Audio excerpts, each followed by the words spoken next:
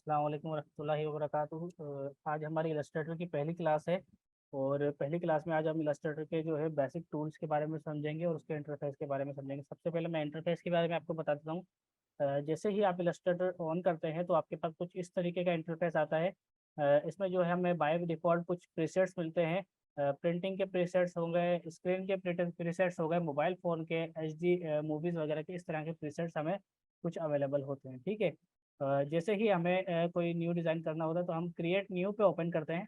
ठीक है, create new पे क्लिक करते हैं। उसके बाद हमें यहाँ पे कुछ प्रीसेट्स दिखाता है, जैसे कि सेव में जो है वो प्रीसेट्स आएंगे जो हम ऑलरेडी बना के सेव कर चुके हैं कि हमें जैसे वो प्रीसेट्स हम रेगुलरली बेसिस पे यूज़ करते हैं तो हमें वो प्रीसेट्स चाहिए होंगे। ठीक है, तो इसलिए हम उनको सेव कर लेते हैं ताकि हमें बार बार बनाने की ज़रूरत ना पड़े। ठीक है, और उसके बाद हम देखते हैं कि मोबाइल के प्रीसेट्स है, आईफोन, सैमसंग, आईपैड्स, इनसे के जो है आपको जो है प्रीसेट्स देखने को मिलते हैं। उसके बाद आता है ऑप्शन वेब का। वेब के भी यहाँ पे प्रीसेट्स मौजूद है, प्रिंटिंग के भी मौजूद है। ठीक है, प्रिंटिंग में हमारे पास काफ़ी ज़्यादा जो है नहीं है, लेकिन कुछ प्रिंटिंग के हम लोग पास हैं, जैसे A4 हो गया, लेटर हो गया, प्रिंट लार्ज लीगल और A3, A4, B5। तो इस तरीके के काफ़ी सारे प्रिंटिंग के प्रीसेट्स भी हमारे पास मौजूद हैं। फिल्म और वीडियो और आर्ट एंड इलस्ट्रेशन से रिलेटेड भी हैं, अभी हम उस पर नहीं जा रहे। ठीक है, तो अब आते हैं हम लोग कस्टम पे कि हम अपना कस्टम प्रीसेट कैसे जो है आर्टबोर्ड कैसे जो है कर सकते हैं डिफाइन। ठीक है, तो सबसे पहले हम यहाँ पे आते हैं तो प्रीसेट डिटेल्स देखें, ये यहाँ पे प्रीसेट डिटेल लिखी हुई है। प्रीसेट डिटेल्स में जो है हमारे पास साथ में क्या लिखा हुआ है, नाम, उसका नाम हम इसका दे देते हैं क्लास 1। ठीक है, अब ये हमसे आर्ट बोर्ड का साइज पूछ रहा है। क्या पूछ रहा है? आर्ट बोर्ड का साइज। ठीक है, तो आर्ट बोर्ड का साइज क्या है वो मैं आपको बताता हूँ। बोर्ड क्या होता है वो मैं आपको बेसिकली बताता हूँ। आर्ट बोर्ड है क्या? आर्ट बोर्ड ये चीज़ है कि आपके पास जो है एक ड्राइंग करने के लिए पेपर है। ठीक है, उसका जो पेपर का जो साइज है वो है आपका आर्ट बोर्ड के आपके पास ये एरिया मिला हुआ है कि उस खास एरिया पे आपको जो है डिज़ाइन करना है। आप उस पेपर से बाहर तो नहीं डिज़ाइन कर सकते। ठीक है, तो वो एरिया आपका आर्ट बोर्ड कहलाता है। ठीक है, और आर्ट वर्क क्या होता है? आपने उस पेपर पे जो चीज़ डिज़ाइन करेंगे या करी है, ठीक है, वो आपका आर्ट वर्क कहलाता है। तो ये आपको दो चीज़ें समझ में आई, आर्ट वर्क और आर्ट बोर्ड। अब हमें यहाँ पे आर्ट बोर्ड का साइज देना है। ठीक है, यानी कि हमें जिस एरिया पे डिज़ाइन करना है उस एरिया का हमें साइज देना है। तो मैं यहाँ पे 1000 बाय 1000 पिक्सल साइज दे देता हूँ। ठीक है, अब साइजेज हम पिक्सल्स में भी दे सकते हैं, पॉइंट्स में भी दे सकते हैं, पीसेस में भी दे सकते हैं, इंचेस, फीट्स। ठीक है, और यार्ड, मिलीमीटर, सेंटीमीटर, मीटर्स, मतलब काफ़ी सारे हमारे पास यहाँ पे यूनिट्स मौजूद हैं जिसमें हम जो है साइजेस दे सकते हैं। ओरिएंटेशन आ जाती है इसकी पोर्ट्रेट और लैंडस्केप। पोर्ट्रेट जो हमारे मोबाइल की स्क्रीन है जैसे वो पोर्ट्रेट है, और कंप्यूटर की स्क्रीन है या टीवी की स्क्रीन है वो लैंडस्केप है। पोर्ट्रेट में जो है विड्थ कम होती है और हाइट ज़्यादा होती है। ठीक है, आपकी स्क्रीन की या आपके आर्टबोर्ड की, और जो है लैंडस्केप में आपकी विड्थ ज़्यादा होती है। ओरिएंटेशन कहते हैं कि इसको जो है लैंडस्केप चाहिए और पोर्ट्रेट चाहिए। अभी हमने जो है 1000 बाय 1000 पिक्सल्स दिया है, तो इसमें हमारी ओरिएंटेशन अगर हम लैंडस्केप रखें या पोर्ट्रेट रखें हमें कोई फ़र्क नहीं पड़ता, क्योंकि ये एक स्क्वायर है। ठीक है, तो उसके बाद हम आगे चलते हैं आर्ट बोर्ड के नंबर्स पर कि कितने हमें आर्ट बोर्ड चाहिए, कितनी क्वांटिटी में चाहिए। अभी हमें सिर्फ एक ही डिज़ाइन करना है तो हमें उसी एक ही आर्ट बोर्ड ले रहे हैं हम। अगर हमें कोई बुक्स वगैरह डिज़ाइन करनी हो, उनके पेजेस डिफरेंट डिज़ाइन करने हो तो हम उसके लिए जो है मल्टीपल आर्ट बोर्ड्स ले सकते हैं। उसके बाद आते हैं ब्लीड एरिया पर। ब्लीड एरिया जो है वो क्या है वो मैं आपको बाद में बताऊंगा। ये ज़्यादातर प्रिंटिंग के लिए यूज़ होता है ब्लीड एरिया। ठीक है, तो उसके ऊपर हम बाद में डिस्कस करेंगे इसको। आ जाते हैं आगे कलर मोड्स पर। कलर मोड्स यहाँ पर जो है RGB और CMY के हैं। ठीक है, अभी हम RGB रख रहे हैं। ये क्या होता है, RGB क्या होता है, CMY क्या होता है, ये हम आने वाली क्लासेस में आपको डिफाइन करेंगे। उसके बाद जो है रास्टर इफेक्ट्स कैसे चाहिए, उसके जो है क्वालिटी कैसी होनी चाहिए। अब इस पे जो है अलग अलग जो है इसमें नंबर्स हैं। ठीक है, अलग अलग वैल्यूज़ है। अब आप इसमें देख सकते हैं हाई भी लिखा हुआ है, मीडियम भी है, स्क्रीन भी है। ठीक है, और 36 PPI। PPI क्या होता है? PPI यानी कि पिक्सल्स पर इंच।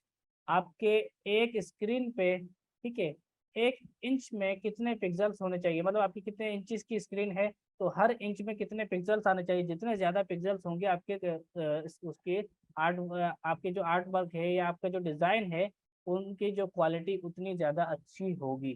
ठीक है, लेकिन रिकमेंड मैं इतना नहीं करूँगा कि आप ज़्यादा हाई करें, क्योंकि जो है क्वालिटी की वजह से फाइल भी काफ़ी हैवी हो जाती है। ठीक है, अगर आप स्क्रीन के ऊपर काम कर रहे हैं तो मैं रिकमेंड करूँगा 72 PPI पे जो है रख के काम करें। ठीक है, उसके बाद प्रीव्यू मोड, इसको जैसे ही आप लोग जो है इलस्ट्रेटर में क्रिएट पे क्लिक करते हैं तो आपके पास कुछ इस तरीके का इंटरफेस आपको देखने को मिलता है। ठीक है, यहाँ पर अब ये देखें, ये जो वाइट एरिया है ये है हमारा आर्ट बोर्ड, जिसके बारे में मैं बात कर रहा था। ये जैसे मैंने आपको बताया था कि जैसे हम लोग ड्राइंग करते हैं तो उसके लिए हमें पेपर चाहिए होता है, तो हम उस पेपर के अंदर रह के, उसकी लिमिट के अंदर रह कर ही काम करते हैं। ठीक है, हम उससे बाहर कुछ ड्रॉ नहीं कर सकते, क्योंकि हमारी ड्राइंग जो है पेपर पर ही आएगी, उस एरिया के अंदर ही हमें रखनी है। ठीक है, अब इसमें ये है कि जो आप डिज़ाइन करेंगे वो आपके आर्ट बोर्ड पे जो फाइनल डिज़ाइन होगा वो आपने आपके यहाँ पर शो करना है। ठीक है, इस एरिया में। बाकी अगर आप उठा के कहीं इस साइडों में रखना चाहें तो आप रख सकते हैं, उसका कोई मसला नहीं है। अच्छा जी, तो आज हम जिस टूल के बारे में सीखेंगे वो है पहला टूल, सिलेक्शन टूल। ठीक है, इसको आप देख लें, यहाँ पे अगर आप जब इसके ऊपर लेके जाएंगे तो होवर करेंगे तो आपको जो है इसका एक प्रीव्यू दिखाएगा कि ये टूल किस तरीके से काम करता है। ठीक है, सिलेक्शन टूल नाम है तो हमें जो है पता चल रहा होगा कि ये सेलेक्ट करने के लिए यूज़ होता है। ठीक है, तो अभी मैं आपका इसका काम दिखा देता हूँ ये किस तरीके से काम करता है। यहाँ पर हमें एक शेप ले लेते हैं। शेप्स का अभी मैं आपको नहीं बता रहा हूँ, बेसिकली एक शेप बता रहा हूँ, या आपको चलो बता देता हूँ मैं।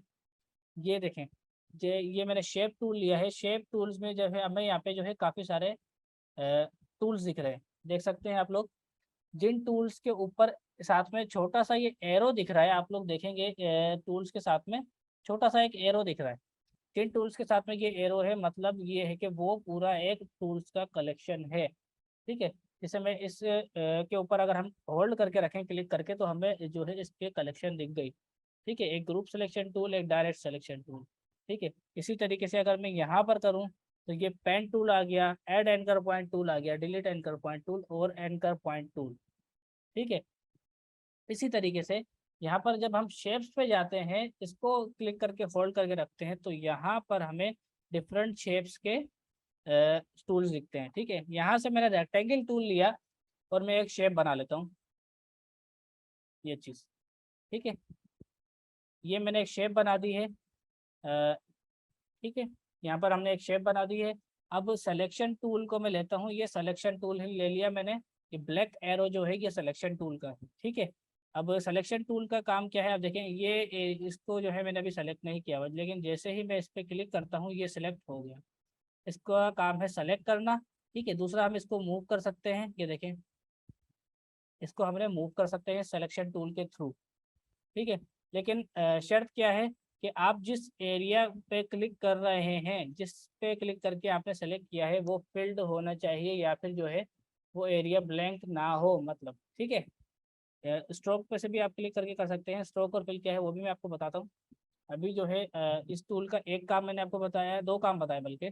जो है हम इसको सेलेक्ट कर सकते हैं और मूव कर सकते हैं, पोजिशन चेंज कर सकते हैं। इसका दूसरा काम, हम इसको रिसाइज कर सकते हैं। रिसाइज किस तरीके से करना है, ये देखें। ये जब हम इसके कॉर्नर्स पे जो है अपने माउस को या कर्सर को लेके जाते हैं तो यहाँ पर हमें एक एरो दिख रहा है, जिसके ज़रिए हम इसको रिसाइज कर सकते हैं, छोटा बड़ा कर सकते हैं। ठीक है, मैं दोबारा अंडू कर रहा हूँ। अब देखें, मैं दोबारा से आपको बता रहा हूँ, जैसे ही हम किसी भी कॉर्नर से हम इसको जो है लेके जाएंगे तो हम इसको रिसाइज कर सकते हैं। इनफैक्ट कि हम अगर यहाँ से सेंटर से भी लेके जाते हैं ऊपर की तरफ से या साइड से, तो हमें ये एरो दिखता है, जिसके वजह से हम इसको रिसाइज कर सकते हैं। ठीक है, तो तीन काम मैंने आपको बताया, एक इसको सेलेक्ट करना, दूसरा इसको मूव करना और तीसरा इसको रिसाइज करना। अब रिसाइज के बाद हमारे पास एक और इसमें हमारे पास ऑप्शन है कि हम इससे क्या काम कर सकते हैं, हम इससे रोटेट कर सकते हैं। ये देखिए, जैसे ही हम कॉर्नर पे लेके जाते हैं, कॉर्नर से थोड़ा सा दूर हम लेके जाएंगे तो हमें यहाँ पर एक कर्व एरो दिखेगा। ठीक है, कर्व हुआ हुआ एरो दिखेगा, जिसके ज़रिए हम इसको रोटेट कर सकते हैं।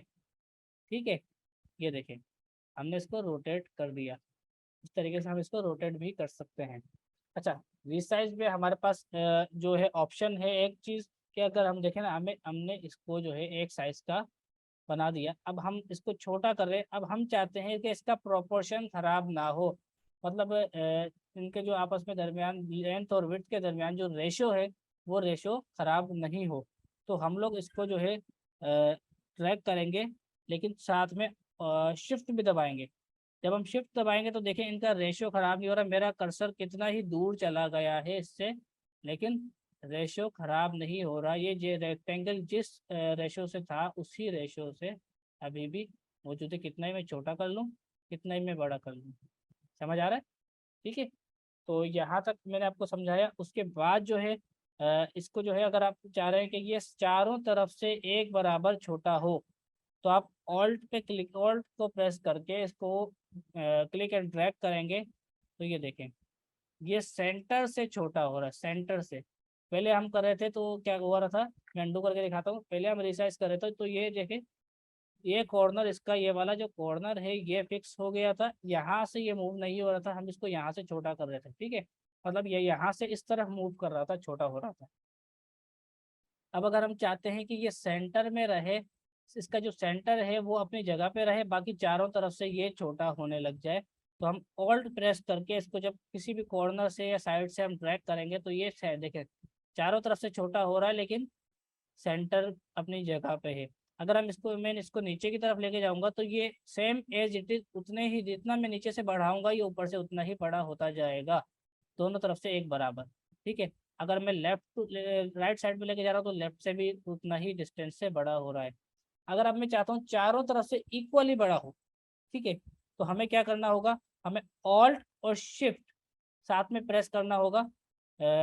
जस्ट अ मिनट में जो है आप लोगों के लिए एक चीज़ है जो इससे आप लोगों को पता चल जाएगा कि मैं क्या क्या कौन कौन से सॉफ्टवेयर जो है तो कौन कौन सी कीज़ प्रेस कर रहा हूँ, तो वो आपको पता चलेगा। एक मिनट रुके, मैं स्क्रीन पे आपको वो शो होने लग जाएगा, मैं उसका शो है ऑन करता हूँ। ठीक है, जस्ट अ मिनट।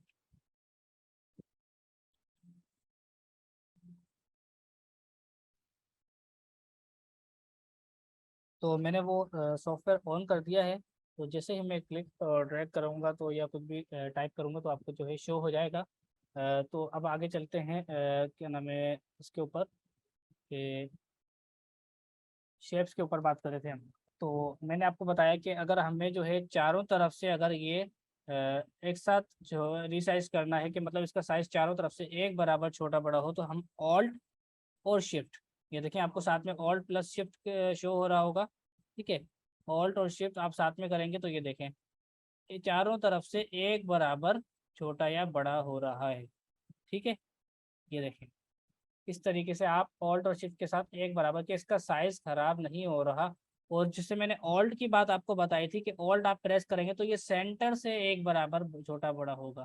ठीक है, ऑल्ट आपके सेंटर को फिक्स कर देता है। ठीक है, और ऑल्ट के अगर आप यूज़ करें तो आपके जो है जो ऑपोजिट साइड से एक बराबर छोटा बड़ा होता है।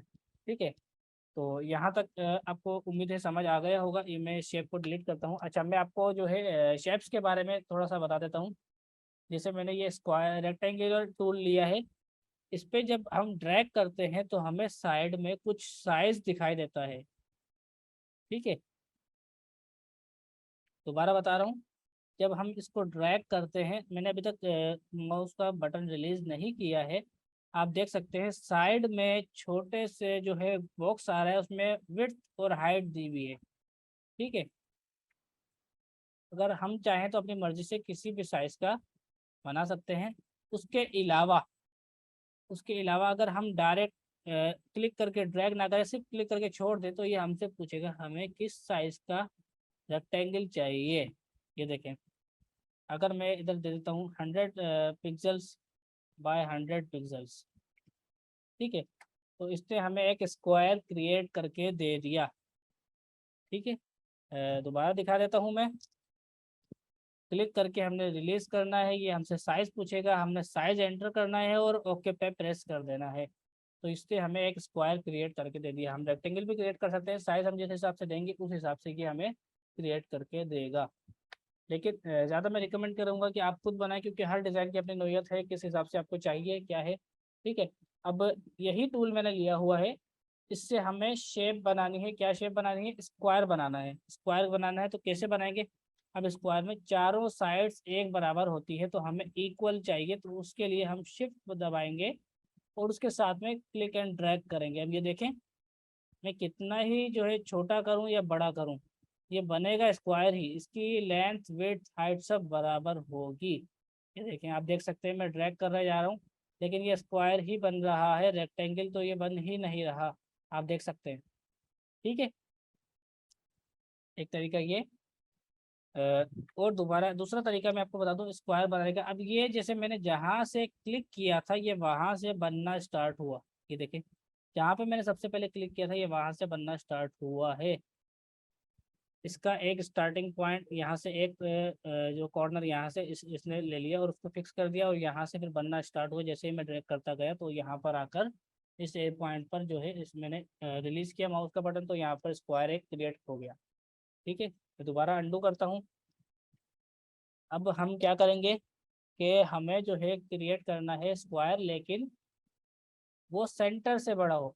ठीक है, जिस पॉइंट पे मैं क्लिक करूंगा वो उसका सेंटर पॉइंट होगा। उसके लिए हमने क्या करना है, ऑल्ट और शिफ्ट एक साथ प्रेस करना है और क्लिक करके ड्रैग करना है। अब ये देखें, जिस पॉइंट पे सबसे पहले मैंने क्लिक किया वो उसका सेंटर पॉइंट बन गया और चारों तरफ से वो एक बराबर छोटा बड़ा हो रहा है।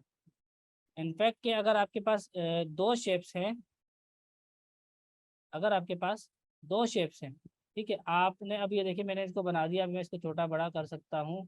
भले मैंने अभी सिलेक्शन टूल नहीं लिया हुआ है, लेकिन मैं छोटा बड़ा कर सकता हूँ। शिफ्ट के साथ करूँगा तो ये प्रोपोर्शन में होगा। ठीक है, एक ही रेशो के साथ होगा जो हमने पहले रेशो दिया था। और अगर इसको हम जो है ऑल्ट एंड शिफ्ट के साथ करें तो ये सेंटर पॉइंट से छोटा बड़ा होगा। ठीक है, यहाँ तक क्लियर है। अब इसके बाद अगर आप हमारे पास जो है डिफरेंट शेप्स होती हैं, ठीक है, डायरेक्ट सिलेक्शन का मैंने आपको जो है 3 काम बताए थे, सॉरी 4 काम बताए थे। एक तो सेलेक्ट करना, ठीक है, दूसरा मूव करना कहीं भी, तीसरा इसको रिसाइज करना, चौथा रोटेट करना। ठीक है, अब मैं आपको इसका 5वां काम बताने जा रहा हूँ। हम इससे किसी भी ऑब्जेक्ट की कॉपी ले सकते हैं। किस तरीके से? आपने ऑल्ट प्रेस करना है और क्लिक करके ड्रैग करना है, और जहाँ पर आपको कॉपी इसकी बनानी है वहाँ पर ले जाकर रिलीज कर देना है बटन। ये देखें कॉपी बन गई, कितनी आसानी से इसकी कॉपी बन गई हमारे पास। तो आप ये देख सकते हैं कि इसकी कॉपी बन गई है। मैं दोबारा आपको बता रहा हूँ, ये देखें, ये हमने माउस का बटन इस पर हमने जो है ऑल्ट के साथ क्लिक किया इस पर और ड्रैग करके इसकी कॉपी बना दी। ये देखें, ठीक है। अब ये कॉपी क्यों नहीं बनी? आप देख सकते हैं कॉपी नहीं बनी। क्यों नहीं बनी? क्योंकि मैंने ऑल्ट का बटन बीच में ही रिलीज कर दिया था। पहले आपने जो है इसको जो है ड्रैग करना है, उसके साथ में आपने जो है माउस का बटन रिलीज करना है, फिर ऑल्ट को छोड़ना है। तो फिर उससे क्या होगा कि आपके पास कॉपी बन जाएगी। ठीक है, अगर आपने ऑल्ट का बटन पहले रिलीज कर दिया तो कॉपी नहीं बनेगी आपकी। वो चीज़ वो ऑब्जेक्ट या वो शेप मूव होके नई जगह पे आ जाएगी।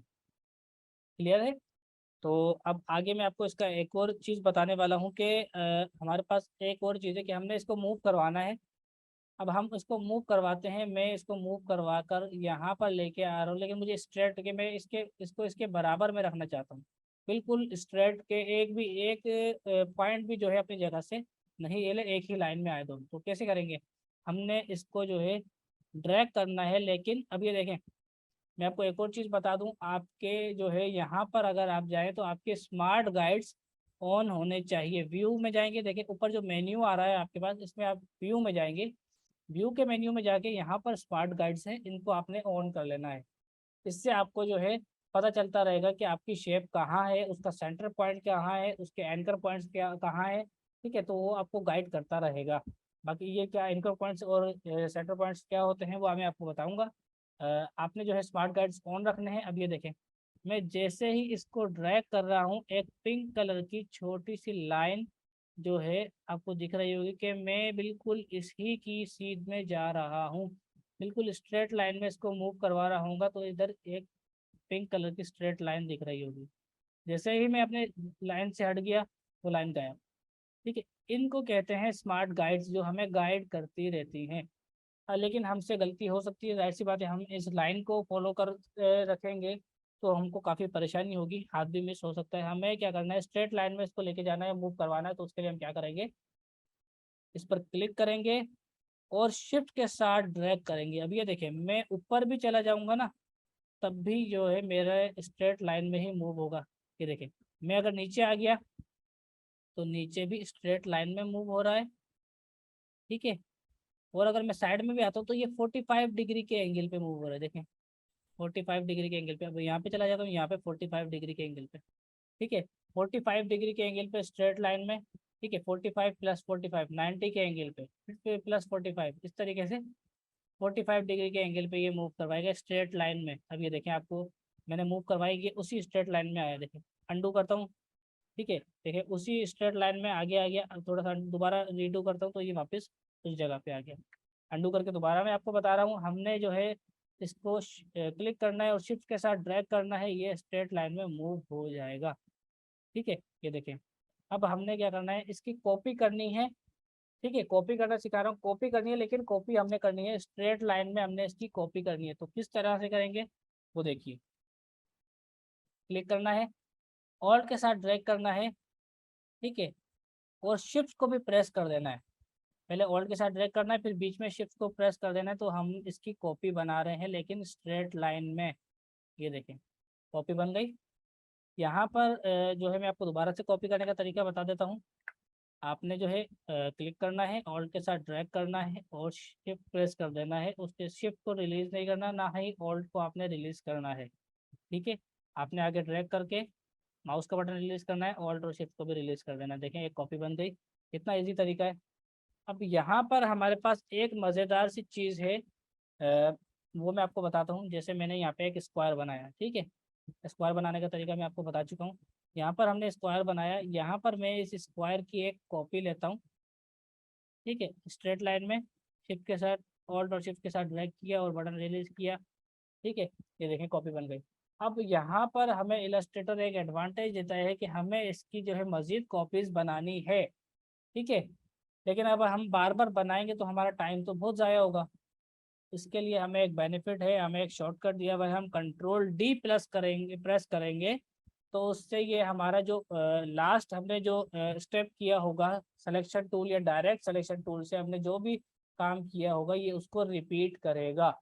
कैसे रिपीट करेगा, आप देखिए, मैंने आपके सामने एक कॉपी जनरेट की थी, मैं दोबारा से जनरेट करके बता रहा हूँ उसकी कॉपी कैसे जनरेट करनी है। और आपने क्लिक करना है, ऑल्ट के साथ ड्रैग करना है और शिफ्ट प्रेस करना है, तो स्ट्रेट लाइन में इसकी कॉपी जनरेट हो गई। उसके बाद आपने कंट्रोल डी प्रेस करना है। तो मैंने वो सॉफ्टवेयर ऑन कर दिया है। तो जैसे ही मैं क्लिक ड्रैग करूँगा तो या कुछ भी टाइप करूँगा तो आपको जो है शो हो जाएगा।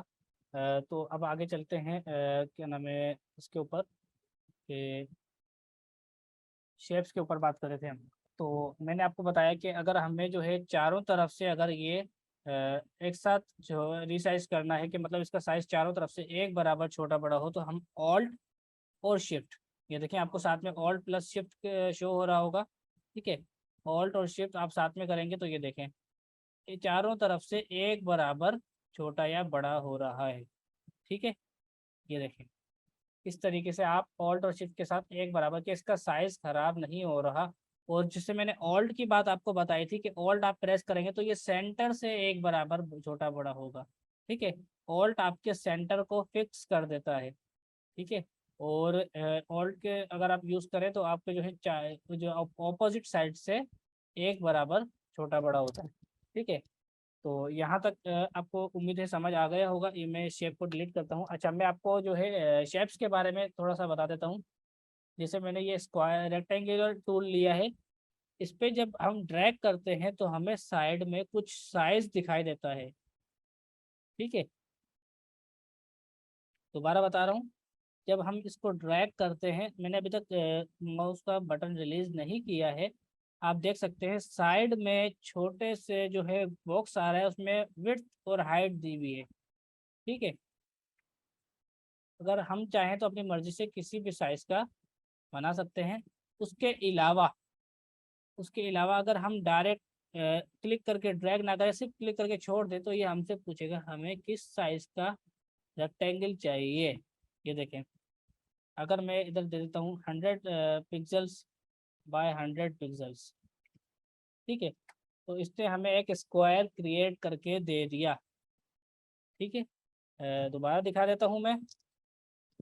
क्लिक करके हमने रिलीज करना है, ये हमसे साइज पूछेगा, हमने साइज एंटर करना है और ओके पे प्रेस कर देना है।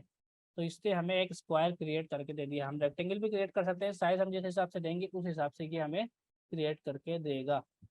लेकिन ज़्यादा मैं रिकमेंड करूँगा कि आप खुद बनाएं, क्योंकि हर डिज़ाइन की अपनी नोयत है, किस हिसाब से आपको चाहिए क्या है। ठीक है, अब यही टूल मैंने लिया हुआ है, इससे हमें शेप बनानी है। क्या शेप बनानी है? स्क्वायर बनाना है। स्क्वायर बनाना है तो कैसे बनाएंगे? अब स्क्वायर में चारों साइड्स एक बराबर होती है, तो हमें इक्वल चाहिए, तो उसके लिए हम शिफ्ट दबाएंगे और उसके साथ में क्लिक एंड ड्रैग करेंगे। अब ये देखें, मैं कितना ही जो है छोटा करूं या बड़ा करूं, ये बनेगा स्क्वायर ही। इसकी लेंथ विड्थ हाइट सब बराबर होगी। ये देखें, आप देख सकते हैं मैं ड्रैग कर रहा जा रहा हूँ, लेकिन ये स्क्वायर ही बन रहा है, रेक्टेंगल तो ये बन ही नहीं रहा। आप देख सकते हैं। ठीक है, एक तरीका ये। और दोबारा दूसरा तरीका मैं आपको बता दूं स्क्वायर बनाने का। अब ये जैसे मैंने जहाँ से क्लिक किया था ये वहाँ से बनना स्टार्ट हुआ। ये देखें, जहाँ पे मैंने सबसे पहले क्लिक किया था ये वहाँ से बनना स्टार्ट हुआ है। इसका एक स्टार्टिंग पॉइंट यहाँ से, एक जो कॉर्नर यहाँ से इसने ले लिया और उसको फिक्स कर दिया, और यहाँ से फिर बनना स्टार्ट हुआ। जैसे ही मैं ड्रैग करता गया तो यहाँ पर आकर इस एक पॉइंट पर जो है इस मैंने रिलीज किया माउस का बटन, तो यहाँ पर स्क्वायर एक क्रिएट हो गया। ठीक है, तो दोबारा अंडू करता हूँ। अब हम क्या करेंगे कि हमें जो है क्रिएट करना है स्क्वायर, लेकिन वो सेंटर से बड़ा हो। ठीक है, जिस पॉइंट पे मैं क्लिक करूंगा वो उसका सेंटर पॉइंट होगा। उसके लिए हमने क्या करना है, ऑल्ट और शिफ्ट एक साथ प्रेस करना है और क्लिक करके ड्रैग करना है। अब ये देखें, जिस पॉइंट पे सबसे पहले मैंने क्लिक किया वो उसका सेंटर पॉइंट बन गया और चारों तरफ से वो एक बराबर छोटा बड़ा हो रहा है। इनफैक्ट कि अगर आपके पास दो शेप्स हैं, अगर आपके पास दो शेप्स हैं, ठीक है, आपने अब ये देखिए मैंने इसको बना दिया। अब मैं इसको छोटा बड़ा कर सकता हूँ। भले मैंने अभी सिलेक्शन टूल नहीं लिया हुआ है, लेकिन मैं छोटा बड़ा कर सकता हूँ। शिफ्ट के साथ करूँगा तो ये प्रोपोर्शन में होगा। ठीक है, एक ही रेशो के साथ होगा जो हमने पहले रेशो दिया था। और अगर इसको हम जो है ऑल्ट एंड शिफ्ट के साथ करें तो ये सेंटर पॉइंट से छोटा बड़ा होगा। ठीक है, यहाँ तक क्लियर है। अब इसके बाद अगर आप हमारे पास जो है डिफरेंट शेप्स होती हैं। ठीक है, डायरेक्ट सिलेक्शन का मैंने आपको जो है 3 काम बताए थे, सॉरी 4 काम बताए थे। एक तो सेलेक्ट करना, ठीक है, दूसरा मूव करना कहीं भी, तीसरा इसको रिसाइज करना, चौथा रोटेट करना। ठीक है, अब मैं आपको इसका 5वां काम बताने जा रहा हूँ। हम इससे किसी भी ऑब्जेक्ट की कॉपी ले सकते हैं। किस तरीके से? आपने ऑल्ट प्रेस करना है और क्लिक करके ड्रैग करना है, और जहाँ पर आपको कॉपी इसकी बनानी है वहाँ पर ले जाकर रिलीज कर देना है बटन। ये देखें कॉपी बन गई, कितनी आसानी से इसकी कॉपी बन गई हमारे पास। तो आप ये देख सकते हैं कि इसकी कॉपी बन गई है। मैं दोबारा आपको बता रहा हूँ, ये देखें, ये हमने माउस का बटन इस पर हमने जो है ऑल्ट के साथ क्लिक किया इस पर और ड्रैग करके इसकी कॉपी बना दी। ये देखें, ठीक है। अब ये कॉपी क्यों नहीं बनी? आप देख सकते हैं कॉपी नहीं बनी। क्यों नहीं बनी? क्योंकि मैंने ऑल्ट का बटन बीच में ही रिलीज कर दिया था। पहले आपने जो है इसको जो है ड्रैग करना है, उसके साथ में आपने जो है माउस का बटन रिलीज करना है, फिर ऑल्ट को छोड़ना है। तो फिर उससे क्या होगा कि आपके पास कॉपी बन जाएगी। ठीक है, अगर आपने ऑल्ट का बटन पहले रिलीज कर दिया तो कॉपी नहीं बनेगी आपकी। वो चीज़ वो ऑब्जेक्ट या वो शेप मूव होके नई जगह पे आ जाएगी। क्लियर है? तो अब आगे मैं आपको इसका एक और चीज़ बताने वाला हूँ कि हमारे पास एक और चीज़ है कि हमने इसको मूव करवाना है। अब हम इसको मूव करवाते हैं। मैं इसको मूव करवा कर यहाँ पर लेके आ रहा हूँ, लेकिन मुझे स्ट्रेट के मैं इसको इसके बराबर में रखना चाहता हूँ। बिल्कुल स्ट्रेट के एक भी एक पॉइंट भी जो है अपनी जगह से नहीं हिले, एक ही लाइन में आए दोनों। तो कैसे करेंगे? हमने इसको जो है ड्रैग करना है। लेकिन अब ये देखें, मैं आपको एक और चीज़ बता दूं, आपके जो है यहाँ पर अगर आप जाएं तो आपके स्मार्ट गाइड्स ऑन होने चाहिए। व्यू में जाएंगे, देखिए ऊपर जो मेन्यू आ रहा है आपके पास, इसमें आप व्यू में जाएंगे। व्यू के मेन्यू में जाके यहाँ पर स्मार्ट गाइड्स हैं, इनको आपने ऑन कर लेना है। इससे आपको जो है पता चलता रहेगा कि आपकी शेप कहाँ है, उसका सेंटर पॉइंट कहाँ है, उसके एंकर पॉइंट्स क्या कहाँ है। ठीक है, तो वो आपको गाइड करता रहेगा। बाकी ये क्या एंकर पॉइंट्स और सेंटर पॉइंट्स क्या होते हैं वो मैं आपको बताऊंगा।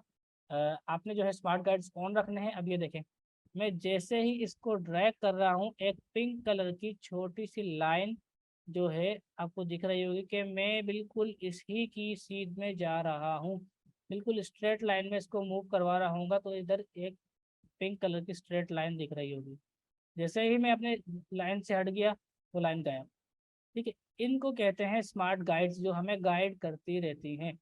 लेकिन हमसे गलती हो सकती है, जाहिर सी बात है। हम इस लाइन को फॉलो कर रखेंगे तो हमको काफ़ी परेशानी होगी, हाथ भी मिस हो सकता है। हमें क्या करना है, स्ट्रेट लाइन में इसको लेके जाना है, मूव करवाना है। तो उसके लिए हम क्या करेंगे, इस पर क्लिक करेंगे और शिफ्ट के साथ ड्रैग करेंगे। अब ये देखें, मैं ऊपर भी चला जाऊंगा ना तब भी जो है मेरा स्ट्रेट लाइन में ही मूव होगा। ये देखें, मैं अगर नीचे आ गया तो नीचे भी स्ट्रेट लाइन में मूव हो रहा है। ठीक है, और अगर मैं साइड में भी आता हूँ तो ये 45 डिग्री के एंगल पे मूव हो रहा है। देखें, 45 डिग्री के एंगल पे। अब यहाँ पे चला जाता हूँ, यहाँ पे 45 डिग्री के एंगल पे। ठीक है, 45 डिग्री के एंगल पे स्ट्रेट लाइन में। ठीक है, 45 प्लस 45 90 के एंगल पे, फिर प्लस 45, इस तरीके से 45 डिग्री के एंगल पे ये मूव करवाएगा स्ट्रेट लाइन में। अब ये देखें, आपको मैंने मूव करवाई, ये उसी स्ट्रेट लाइन में आया। देखें, अंडू करता हूँ। ठीक है, देखिए उसी स्ट्रेट लाइन में आगे आ गया। अब थोड़ा सा दोबारा रीडू करता हूँ तो ये वापस उस जगह पे आ गया। अंडू करके दोबारा मैं आपको बता रहा हूँ, हमने जो है इसको क्लिक करना है और शिफ्ट के साथ ड्रैग करना है, ये स्ट्रेट लाइन में मूव हो जाएगा। ठीक है, ये देखें। अब हमने क्या करना है, इसकी कॉपी करनी है। ठीक है, कॉपी करना सिखा रहा हूँ, कॉपी करनी है, लेकिन कॉपी हमने करनी है स्ट्रेट लाइन में, हमने इसकी कॉपी करनी है। तो किस तरह से करेंगे वो देखिए, क्लिक करना है, ऑल्ट के साथ ड्रैग करना है। ठीक है, और शिफ्ट को भी प्रेस कर देना है। पहले ऑल्ट के साथ ड्रैग करना है, फिर बीच में शिफ्ट को प्रेस कर देना है। तो हम इसकी कॉपी बना रहे हैं लेकिन स्ट्रेट लाइन में। ये देखें, कॉपी बन गई। यहाँ पर जो है मैं आपको दोबारा से कॉपी करने का तरीका बता देता हूँ। आपने जो है क्लिक करना है, ऑल्ट के साथ ड्रैग करना है और शिफ्ट प्रेस कर देना है। उसके शिफ्ट को रिलीज नहीं करना, ना ही ऑल्ट को आपने रिलीज करना है। ठीक है, आपने आगे ड्रैग करके माउस का बटन रिलीज करना है, ऑल्ट और शिफ्ट को भी रिलीज कर देना है। देखें, एक कॉपी बन गई। कितना इजी तरीका है। अब यहाँ पर हमारे पास एक मज़ेदार सी चीज़ है, वो मैं आपको बताता हूँ। जैसे मैंने यहाँ पे एक स्क्वायर बनाया। ठीक है, स्क्वायर बनाने का तरीका मैं आपको बता चुका हूँ। यहाँ पर हमने स्क्वायर बनाया, यहाँ पर मैं इस स्क्वायर की एक कॉपी लेता हूँ। ठीक है, स्ट्रेट लाइन में शिफ्ट के साथ, ऑल्ट और शिफ्ट के साथ ड्रैग किया और बटन रिलीज किया। ठीक है, ये देखें कॉपी बन गई। अब यहाँ पर हमें इलस्ट्रेटर एक एडवांटेज देता है कि हमें इसकी जो है मज़ीद कॉपीज़ बनानी है। ठीक है, लेकिन अब हम बार बार बनाएंगे तो हमारा टाइम तो बहुत ज़ाया होगा। इसके लिए हमें एक बेनिफिट है, हमें एक शॉर्टकट दिया हुआ है। हम कंट्रोल डी प्लस करेंगे, प्रेस करेंगे तो उससे ये हमारा जो लास्ट हमने जो स्टेप किया होगा सिलेक्शन टूल या डायरेक्ट सिलेक्शन टूल से हमने जो भी काम किया होगा ये उसको रिपीट करेगा। कैसे रिपीट करेगा, आप देखिए, मैंने आपके सामने एक कॉपी जनरेट की थी, मैं दोबारा से जनरेट करके बता रहा हूँ उसकी कॉपी कैसे जनरेट करनी है। और आपने क्लिक करना है, ऑल्ट के साथ ड्रैग करना है और शिफ्ट प्रेस करना है तो स्ट्रेट लाइन में इसकी कॉपी जनरेट हो गई। उसके बाद आपने कंट्रोल डी प्रेस करना है। देखें, क्या प्रेस करना है, कंट्रोल डी। दोबारा से कॉपी बता रहा हूँ मैं आपको, ये देखें आपने जो है कॉपी जनरेट हो गई। कंट्रोल डी आप प्रेस करेंगे। ठीक है, कंट्रोल डी प्रेस करेंगे, लेकिन कंट्रोल डी शायद मेरा चल नहीं रहा है। मैं दोबारा से इसको कर देता हूँ। इसको डिलीट कर दिया है और मैंने जो है इसकी एक शेप बना दी। इसकी मैं एक कॉपी लूँगा, कंट्रोल के साथ डी प्रेस करूँगा, ये देखें कॉपी जनरेट हो रही है। ये देखें कितने आसानी से इसने हमें मल्टीपल कॉपीज़ बना के दे दी है। हम इन कॉपीज़ को जो है यूज़ कर सकते हैं। ठीक है, ये बड़ी ही आसानी से इसने हमें कॉपीज़ जनरेट करके दे दी है। दोबारा से मैं बता रहा हूँ, हमने एक शेप बनानी है। इस बार मैं एक सर्कुलर शेप बनाने वाला हूँ। ठीक है, एक सर्किल, उसकी मैंने कॉपी लेनी है। मैंने जो है इसको ड्रैग करना है। तो यहाँ से मैं इसको दोबारा से ड्रैग करने लगा हूँ और मैंने इसकी एक कॉपी बनानी है। ठीक है, ये देखिए मैंने इस दफ़ा एक सर्किल लिया है और मैं इसकी कॉपी बना रहा हूँ। ये कॉपी जनरेट हो गई है। अब हमें क्या करना है, हमें इसकी मज़ीद कॉपीज़ बनानी है इसी स्ट्रेट लाइन में, इसी डिस्टेंस के साथ। अब आप देखें, जो जिस डिस्टेंस इसके और इसके बीच में जो डिस्टेंस है वही डिस्टेंस होगा। और जितनी कॉपीज़ हम बनाना चाहेंगे उतनी कॉपीज़ बनेगी। और जिसे हमने स्ट्रेट लाइन में बनाई है तो स्ट्रेट लाइन में ही कॉपीज़ बनेगी। कंट्रोल डी प्रेस करते जाएंगे तो हमारी जो है मज़ीद कॉपीज़ बनती जाएगी। देखें, मैं दोबारा से आपको दिखा देता हूँ। अगर आपने जो है शेप बनाने के बाद या कॉपी करने के बाद, कोई भी स्टेप काम करने के बाद आपने अगर कहीं और क्लिक कर दिया तो आपके जो वो समझ लें कि आपने एक काम किया, इलस्ट्रेटर ने उसको रिकॉर्ड कर लिया। रिकॉर्ड करने के बाद जो है अगर आपने कहीं और क्लिक कर दिया तो समझ लें उसने रिकॉर्डिंग डिलीट कर दी। ठीक है। आप जब कंट्रोल डी प्रेस करते हैं वो आपके जो है रिकॉर्ड को रिपीट करता जाता है और उसकी जो है कॉपीज बनाता जाता है।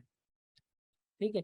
मैंने ये एक शेप बनाई, इसको मैंने ऑल्ट के साथ ड्रैग किया, इसकी कॉपी बन गई। अब मैं कंट्रोल डी प्रेस करता जाऊंगा तो ये कॉपीज बनाता जाएगा। दोबारा से मैं अंडू कर देता हूँ। ठीक है। ये देखें, मैं यहाँ पर एक शेप बना देता हूँ थोड़ा सा नीचे। ठीक है। मैंने इसको ड्रैग किया शिफ्ट के साथ और ऑल्ट के साथ, एंड की प्रेस करके छोड़ दी। यहाँ से मैंने रिलीज कर दिया। अब मैं इसकी कॉपी बनाऊंगा, कंट्रोल डी प्रेस करूंगा, ये देखें कॉपीज बनती जाएगी और ये आगे तक जा रहा है। मैं जूम आउट करके दिखा रहा हूँ, ये देखें ये आगे तक इसकी कॉपीज बन रही है। ये देखें। अब सिलेक्शन टूल में एक और चीज़ है, ये है कि हम अलग अलग ऑब्जेक्ट को अलग अलग सेलेक्ट करने के बजाय हम ऐसे ड्रैग करके भी सिलेक्ट कर सकते हैं। मुख्तलिफ ऑब्जेक्ट्स को एक साथ सेलेक्ट कर सकते हैं, मूव कर सकते हैं। उसके अलावा अगर हमें कुछ ऑब्जेक्ट्स को मैं रिसाइज कर रहा हूँ, एक साथ रिसाइज भी कर सकते हैं। ठीक है। मैं दोबारा से जूम कर रहा हूँ, एक साथ रिसाइज भी कर सकते हैं। लेकिन अगर हम चाहते हैं कि हमें कुछ ऑब्जेक्ट्स को अलग अलग, जैसे कुछ ऑब्जेक्ट को हम चूज करना चाह रहे हैं, कुछ को नहीं करना चाह रहे, लेकिन एक साथ हमें मूव करना है, किस तरीके से करेंगे? हमने सिलेक्शन टूल लिया हुआ है, एक को क्लिक किया, एक को सिलेक्ट किया, शिफ्ट के साथ हमने दूसरे किसी को सिलेक्ट करना है, फिर शिफ्ट प्रेस करके रखना है और सिलेक्ट करते जाना है। ठीक है। ये देखें मैंने कुछ सर्किल सेलेक्ट किए हैं, कुछ ऑब्जेक्ट्स या कुछ शेप सेलेक्ट किए हैं। इनको अगर मैं मूव करूं तो सिर्फ वही मूव होंगे जिनको मैंने सेलेक्ट किया हुआ है। ठीक है। आई होप आपको समझ में आ रहा होगा। ये देखें, मैं दोबारा से अंडू कर रहा हूँ और दोबारा से आपको बता रहा हूँ कि मैंने किस तरीके से इनको सेलेक्ट करना है। इसको सेलेक्ट किया मैंने, शिफ्ट के साथ मैंने इसको सेलेक्ट किया। ये देखिए मैं रेंडमली सेलेक्ट करता जा रहा हूँ। ठीक है। ये देखें, अब मैं जिनको मूव करूँगा सिर्फ जिनको सेलेक्ट किया हुआ था वही मूव होंगे, कोई और शेप मूव नहीं होगी। ठीक है। कोई और शेप मूव नहीं होगी। ठीक। तो एक और चीज़ आपको समझ में आ गई। ये देखें मैंने ये सब सेलेक्ट कर लिए। ठीक है। और सबको डिलीट कर दिया अभी मैंने।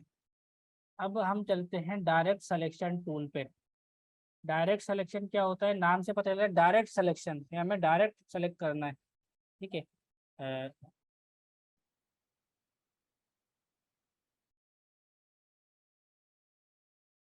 ठीक है।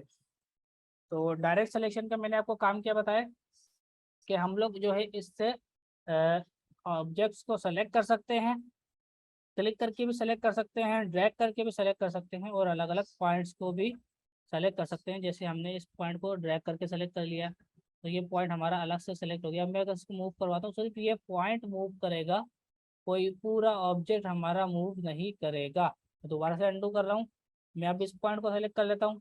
इस पॉइंट से हमने मूव करवा लिया, देखिए हमारा पॉइंट मूव हो रहा है लेकिन हमारा ऑब्जेक्ट मूव नहीं हो रहा। ठीक है।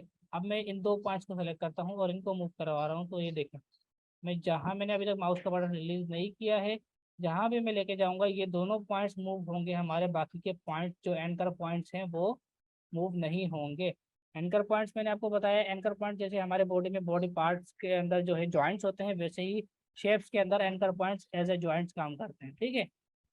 ये हमारे एंकर पॉइंट्स है, ये है हमारा सेंटर पॉइंट और ये है हमारे एंकर पॉइंट जो ये डॉटेड कॉर्नर्स होंगे, जो ये हमारे एंकर पॉइंट्स हैं।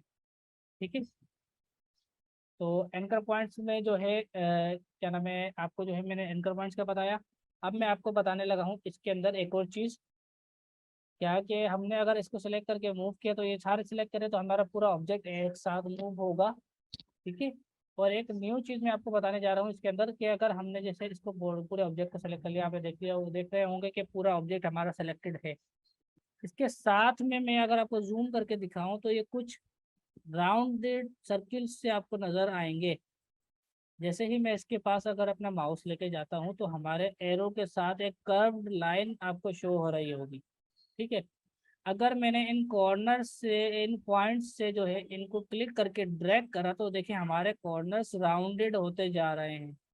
देखें, इस तरीके से हम राउंडेड रेक्टेंगल भी बना सकते हैं। दोबारा से मैं इसको सिलेक्ट करता हूँ।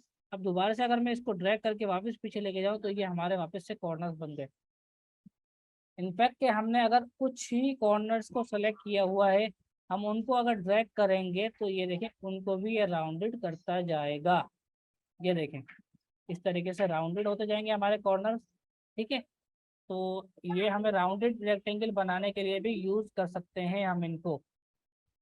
ठीक है, यहाँ तक हमारा जो है आप लोगों को जो है मैंने समझाया शेप के बारे में, डायरेक्ट सिलेक्शन के बारे में। शेप में अभी हमने सिर्फ जो है रेक्टेंगल या स्क्वायर के बारे में समझा है। डायरेक्ट सिलेक्शन और सिलेक्शन टूल के बारे में भी मैंने आपको बताया है। ठीक है, ये मैं अभी सर्किल बनाने जा रहा हूँ।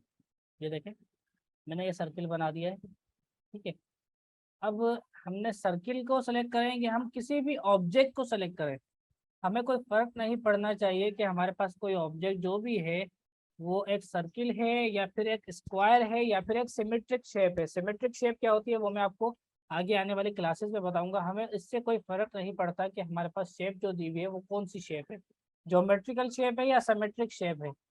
ठीक है, तो हमें उससे कोई फर्क नहीं पड़ता। अब मैं आपको बता देता हूँ कि ये मैंने सिलेक्शन टूल लिया हुआ है। बदर आपने कहा था normal selection, normal selection tool नहीं है, सिलेक्शन और डायरेक्ट सिलेक्शन टूल। ठीक है, सिलेक्शन टूल जो है वो हमें जो है ये सहूलत देता है कि हम डायरेक्टली इसको सेलेक्ट करें, क्लिक करके हम सेलेक्ट कर सकते हैं और ड्रैग करके कहीं भी मूव कर सकते हैं। ये हमारा सिलेक्शन टूल है। ठीक है, लेकिन सिलेक्शन टूल्स के थ्रू हम रिसाइज कर सकते हैं। देखिए, छोटा बड़ा कर लिया। अगर हमें प्रोपोर्शन में करना है तो हमें और चारों तरफ से एक जैसा करना है, जैसे ऑपोजिट साइड से भी एक बराबर बड़ा हो। जैसे मैं लेफ्ट की तरफ जा रहा हूँ तो राइट से भी उतना बड़ा हो, या नीचे की तरफ ले जा रहा हूँ तो ऊपर से भी उतना ही मूव हो। तो हमें ऑल्ट के साथ प्रेस करना है। अगर मैं चाह रहा हूँ चारों तरफ से एक बराबर हो तो ये सेंटर पॉइंट से फिक्स करके चारों तरफ से एक बराबर बड़ा होगा शिफ्ट के साथ, अगर हम इसको ड्रैग करेंगे शिफ्ट और ऑल्ट के साथ। ठीक है, अगर हम चाहते हैं कि ये एक बराबर ही, मतलब इसके प्रोपोर्शन खराब ना हो, ठीक है, और हमें सेंटर से इसको मूव बड़ा नहीं करना, सेंटर से इसको रिसाइज नहीं करना, ठीक है, तो हमें जिस भी कॉर्नर से रिसाइज करना है उसके ऑपोजिट कॉर्नर से हम लोग इसको ड्रैग करेंगे। ये देखें, हमें इस कॉर्नर से रिसाइज करना है, हम उसके ऑपोजिट के वाला कॉर्नर आ रहा है, हम इससे रिसाइज करेंगे तो ये देखें वो कॉर्नर अपनी जगह पर है और ये हमारा सर्किल रिसाइज हो रहा है। सर्किल को सेलेक्ट करने का तरीका मैंने बताया आपको। ये देखें, इस तरीके से हम ड्रैग करके सेलेक्ट कर सकते हैं, क्लिक करके भी सेलेक्ट कर सकते हैं। इनफैक्ट हम किसी एंकर पॉइंट पे भी सेलेक्ट कर सकते हैं। जैसे अगर मैं यहाँ पे लेके जाऊँगा तो ये देखेंगे हमें बता रहा है ये पाथ है। ठीक है, पाथ क्या होती है, कोई भी एक लाइन। ठीक है, और ये हमें जो है एंकर पॉइंट दिखा रहा है। अगर मैंने एंकर पॉइंट पे क्लिक किया तब भी ये पूरा ऑब्जेक्ट सेलेक्ट हो जाएगा। सिलेक्शन टूल का काम ये है कि अगर हमने क्लिक किया, कहीं भी क्लिक करा, तो ये हमारा पूरा ऑब्जेक्ट एक साथ सेलेक्ट कर लेगा, ये पूरा ग्रुप एक साथ सेलेक्ट कर लेगा। ग्रुप क्या होता है, ग्रुप कैसे बनता है, ये मैं आपको आगे आने वाली क्लासेस में बताऊंगा। ठीक है, जैसे ही अब मैं दोबारा बताने जा रहा हूँ, जैसे ही हम क्लिक करेंगे ये हमारा पूरा ऑब्जेक्ट एक साथ सेलेक्ट कर लेगा। डायरेक्ट सिलेक्शन टूल में ये चीज़ नहीं होती, पूरा ऑब्जेक्ट एक साथ सेलेक्ट नहीं होता। ठीक है, एक ये चीज़ है, ये डिफरेंस है। दूसरा डिफरेंस ये है कि हम लोग डायरेक्ट सिलेक्शन टूल में इस तरीके से रिसाइज नहीं कर सकते। डायरेक्ट सिलेक्शन में हम शेप चेंज कर सकते हैं, शेप को मॉडिफाई कर सकते हैं, लेकिन रिसाइज नहीं कर सकते। ठीक, दो डिफरेंस। उसके बाद डायरेक्ट सिलेक्शन से हम लोग इस तरीके से रोटेट नहीं कर सकते। ठीक है, तीन डिफरेंसेस आ गए।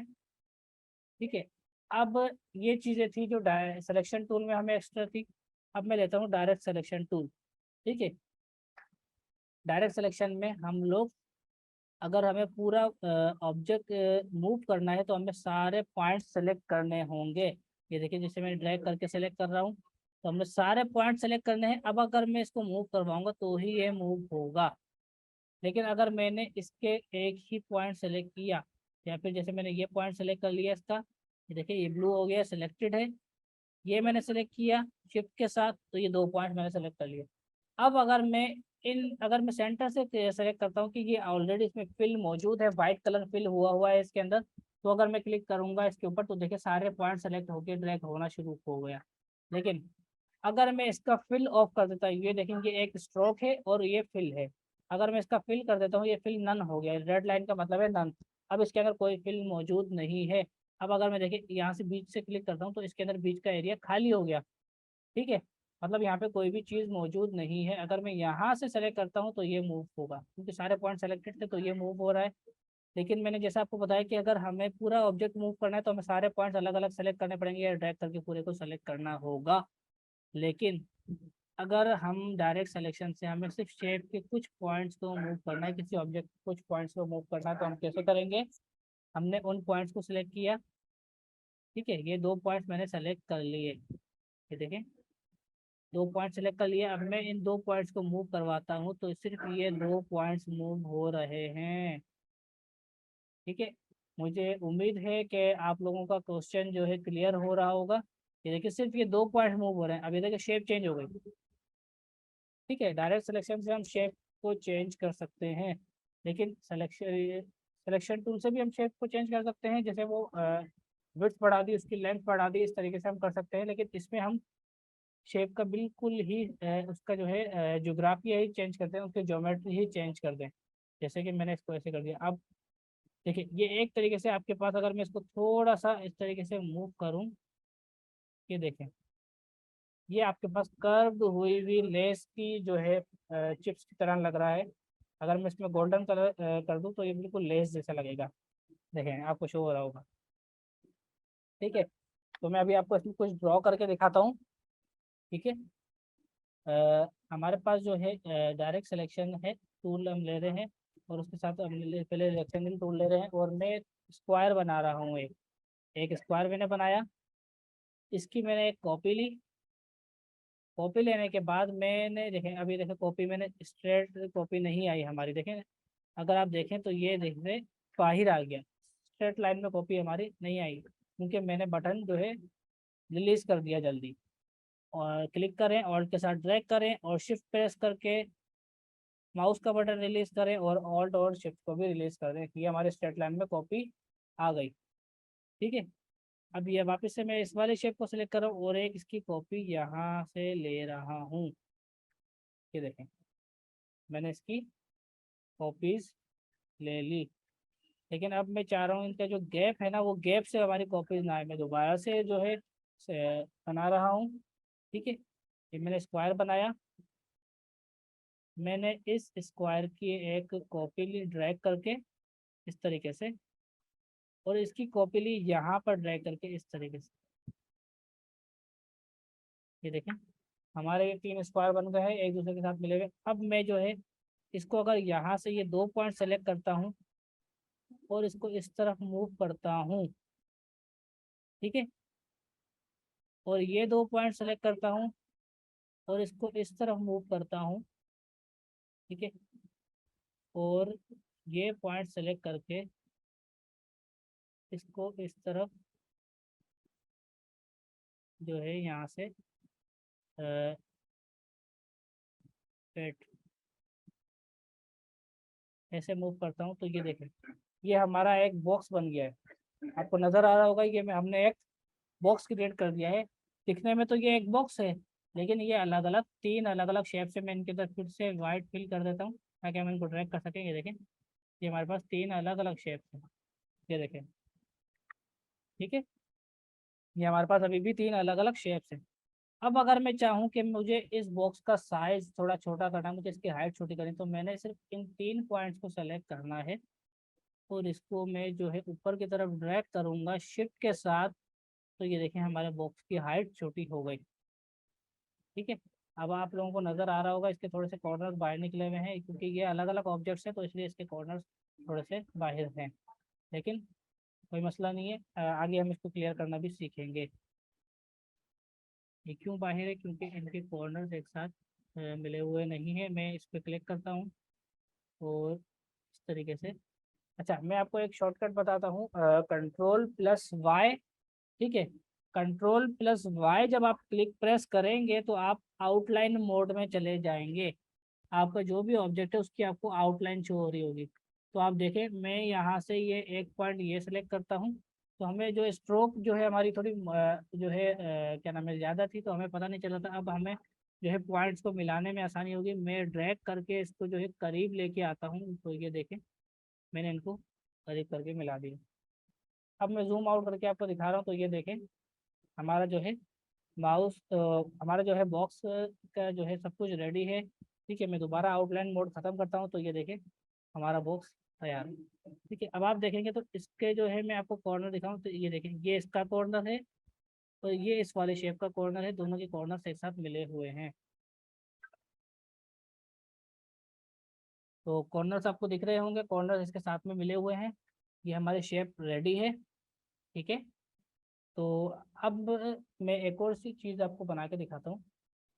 इसको थोड़ा सा मैं जो है इस वाले शेप को कॉर्नर को सेलेक्ट करके थोड़ा सा ड्रैग करता हूँ, बल्कि इनफैक्ट सही लग रहा है। ठीक है, मैं इसको सेलेक्ट कर लिया, मैंने सिलेक्शन टूल के थ्रू मैंने इसकी एक कॉपी ली, और अब मैं जो है इसको थोड़ा सा बड़ा करता हूँ, हल्का सा माइनर सा बड़ा करता हूँ। ठीक है, और फिर मैंने डायरेक्ट सिलेक्शन टूल लिया। डायरेक्ट सिलेक्शन टूल, अब आप सोचेंगे मैंने कैसे लिया, मैंने यहाँ पर क्लिक तो किया ही नहीं। तो मैं आपको एक शॉर्टकट बता रहा हूँ। ए जब आप प्रेस करेंगे तो आप डायरेक्ट सिलेक्शन पे आ जाएंगे, और जैसे ही आप वी प्रेस करेंगे तो आपको सिलेक्शन टूल आप पिक कर लेंगे। ठीक है, ए प्रेस करेंगे तो direct selection tool, V press करेंगे तो सिलेक्शन टूल, वी प्रेस करेंगे तो सिलेक्शन टूल। ठीक है, तो अब मैंने डायरेक्ट सिलेक्शन टूल लेना है, ए प्रेस करके मैंने ए प्रेस किया और मैंने ये 3 पॉइंट सेलेक्ट किए। ठीक है, देखिए 2 पॉइंट सेलेक्ट हुए, लेकिन मैंने 3 पॉइंट सेलेक्ट करने हैं, या फिर जो है ऊपर से मैं ये पॉइंट सेलेक्ट कर लूँ सारे। ठीक है, अब मैंने ऊपर वाले पॉइंट सेलेक्ट किए, पहले मैंने नीचे वाले पॉइंट सेलेक्ट करके आपको दिखाया था। मैंने ऊपर वाले पॉइंट सेलेक्ट किया है, मैं तो किसी भी एक पॉइंट को सेलेक्ट करके ड्रैग करके जैसे ही नीचे लाऊंगा, तो ये हमारा बॉक्स हमने छोटा कर दिया। अब मैं जो है इसको पूरे को सेलेक्ट करूँ, या फिर जो है सिलेक्शन टूल से लेके रिप्रेस करके सिलेक्शन टूल लिया और उसको के जरिए इसको डायरेक्ट क्लिक करके सेलेक्ट करूँ, तो ये देखें सब अलग अलग पॉइंट्स हैं, अलग अलग शेप्स हैं। ठीक है, तो मैंने इसको ड्रैग करके सेलेक्ट किया, और जैसे ही मैं ये इसके ऊपर लेके आता हूँ, ये देखें ये हमारा एक बॉक्स और उसका एक कवर रेडी है। ठीक है, मैं आपको बड़ा करके दिखाता हूँ। मैंने इनको ड्रैग करके सेलेक्ट किया, बड़ा किया, और ये हमारा एक बॉक्स रेडी है। ठीक है, आपको दिख रहा होगा ये हमने एक बॉक्स तैयार कर दिया। हमारा एक बॉक्स तैयार हो गया है। मैं दोबारा से आपको इसका दिखा रहा हूँ। ये मैंने इसकी साइड्स को सेलेक्ट किया है। ठीक है, थोड़ा सा इसको जो है मैं ड्रैग करके स्ट्रेट लाइन लिया है। ठीक है, ये देखेंगे हमारा एक बॉक्स रेडी है। अब ये हमारा जो है आर्ट वर्क है और आर्ट बोर्ड है, और ये हमने इस पर आर्ट वर्क डिज़ाइन किया है। अब मैं जो चाह रहा हूँ, मैं चाह रहा हूँ कि मैं इसको कलर दूँ। ठीक है, लेकिन कलर अभी नहीं, कलर हम नेक्स्ट क्लास में देखेंगे कलर कैसे करना है। आज की क्लास के लिए इतना ही। ठीक है, उम्मीद है आपको क्लास पसंद आई होगी। पसंद आई है तो आप मुझे जो है व्हाट्सएप पे फीडबैक दीजिएगा ग्रुप में, और क्लास को यहीं पे एंड करते हैं।